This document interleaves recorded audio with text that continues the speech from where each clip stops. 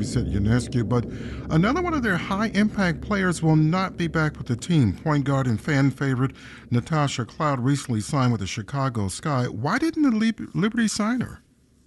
Yeah, I think there are a lot of things that were in play with Natasha Cloud. I was able to ask General Manager Jonathan Kolb first about the backcourt and the guards and what he's expecting. We do know that the New York Liberty, and Kolb mentioned this, they like to play a more fluid positionless system, but have Ionescu at that facilitator or point guard position. I think with Natasha Cloud, though, some other things that fell into play where you have three players, like you mentioned, Ionescu, Stewart, and Jones, that are key players. And then they also brought in Satu Sabali. And I think when doing a little bit of number crunching, plus really only having a 5-day window for free agency, and Natasha Cloud perhaps being between agents at the time, I think they just ran out of time and perhaps some salary cap to figure out a deal for Cloud.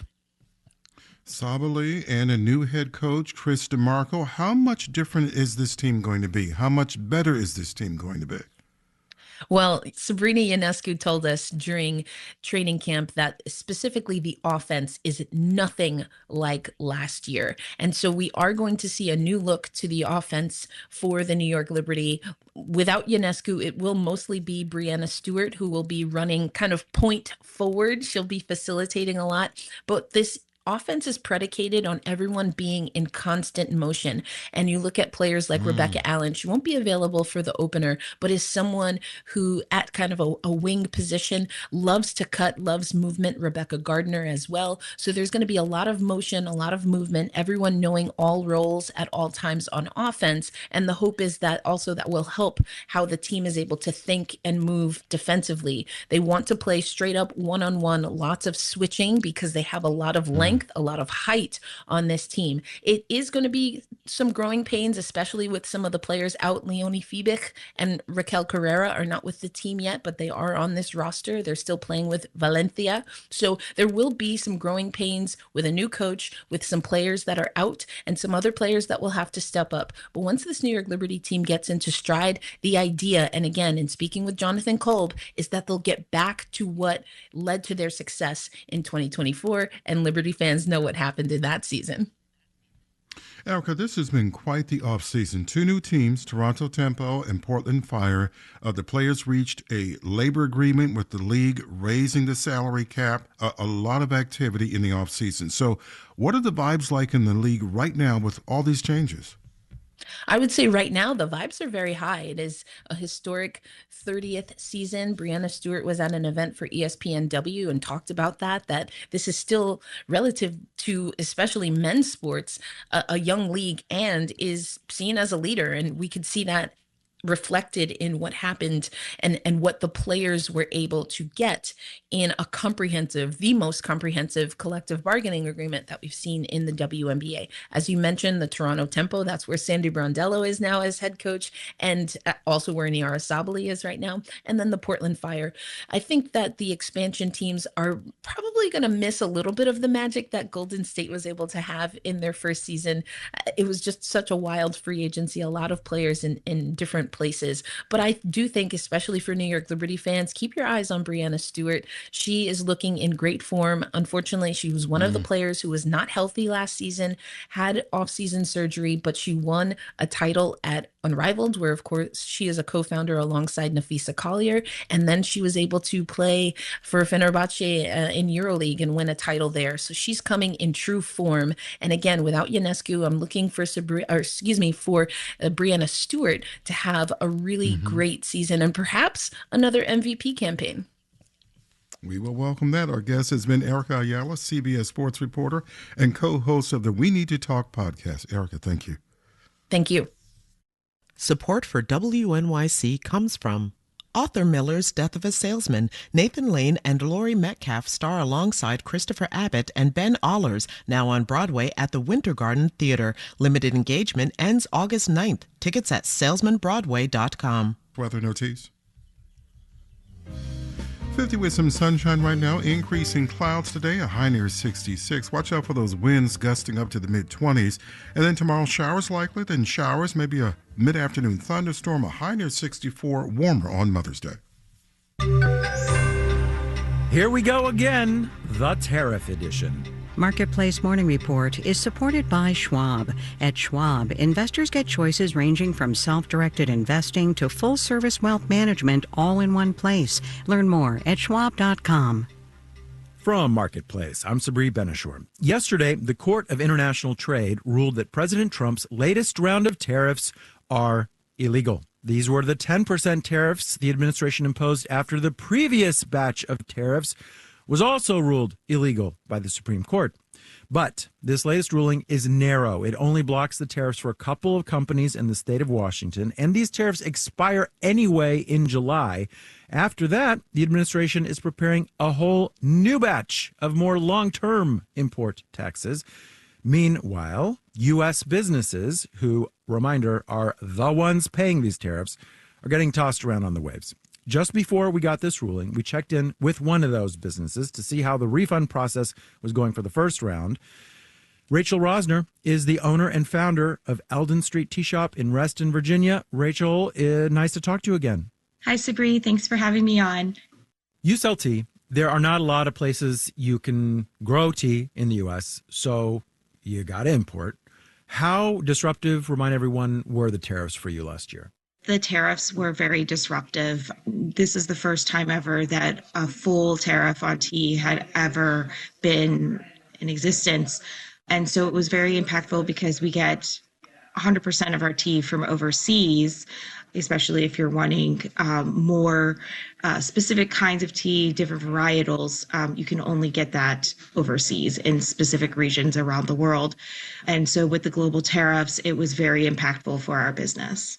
Now, last time we talked, you were mulling over whether it would be possible or worthwhile to try and get a refund on tariffs. Where did you end up landing on that? We're still mulling it over. We have begun looking at the process. It is a lot of headache and it is a lot of uncertainty. I have a couple other business owner acquaintances who have gone through the process, who have said that the process online has been fairly streamlined and easy. However, they really haven't had any communication since they filled out the application. So they're kind of in limbo. They don't know what they're going to be getting. They don't know when they're going to be getting it. And so they just kind of feel like it was for nothing at this point. Some businesses had to take out loans to pay for tariffs or front load imports, so they owe interest, or they had to pay consultants to help them figure out their supply chains. These are costs that are not going to get refunded with tariffs, which is a long way of asking, do refunds or eventual lower prices for you mean you can lower prices for your customers? Yes, I will definitely say, just to continue with your last question, that also the shipping situation with the gas prices has not lowered our costs either. So that's like an added on right now to what we had to pay in tariffs plus extra shipping costs for getting tea here. And so it's all playing into each other. We did have to take out a loan, a small loan, to cover some of the tariff costs. And yeah, that is not covered through the refund process, and we still have to pay that back. Rachel Rosner is owner and founder of Eldon Street Tea Shop in Reston, Virginia. Thank you. Thank you. Thank you for having me on. All right, let's do the numbers. Brent crude is down very slightly. It's at $100 a barrel. Dow, S&P, and NASDAQ futures are all up in the 3 to 7/10% range, with Dow futures up 156 points. The yield on the 10-year Treasury is 4.38%.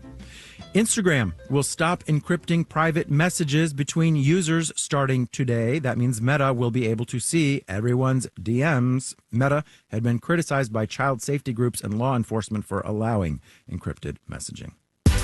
Marketplace Morning Report is supported by Amazon Business. With smart business buying, AI tools help to optimize user experience for purchases paired with delivery options built for business. Learn more at amazonbusiness.com.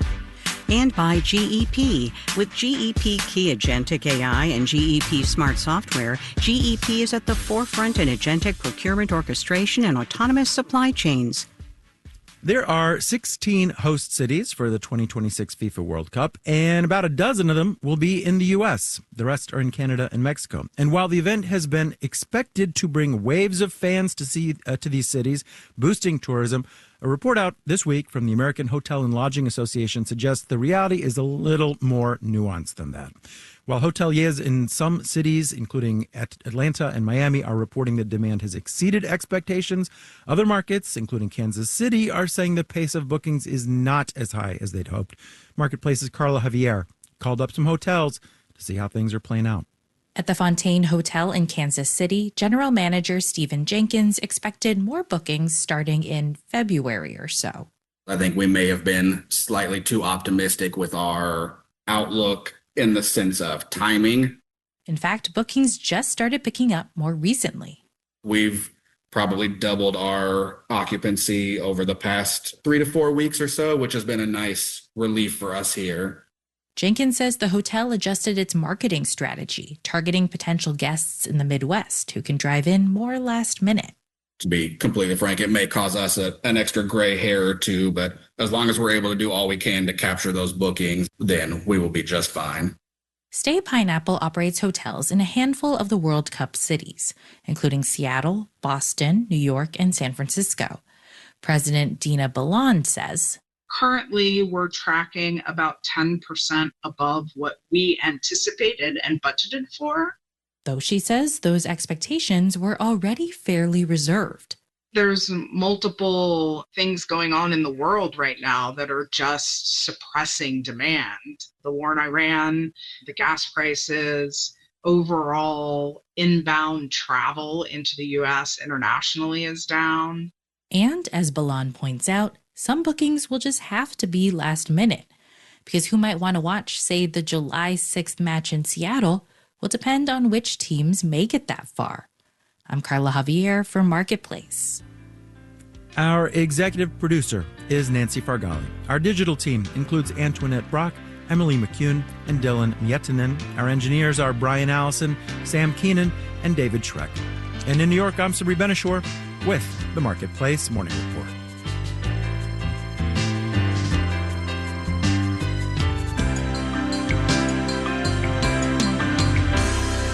From APM, American Public Media.